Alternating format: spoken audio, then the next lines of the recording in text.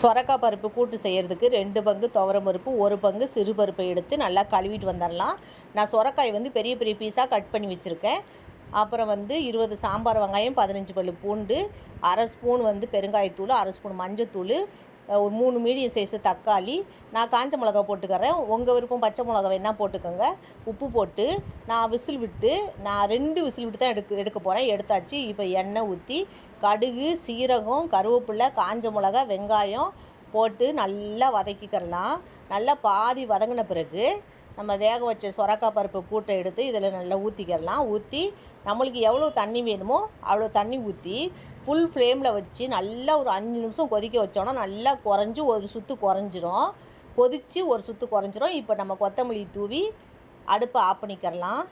இது வந்து சாதம், இட்லி, தோசை எல்லாத்துக்கும் ரொம்ப டேஸ்ட்டாக இருக்குது. நீங்கள் இதே மெத்தடில் செஞ்சு பாருங்கள்.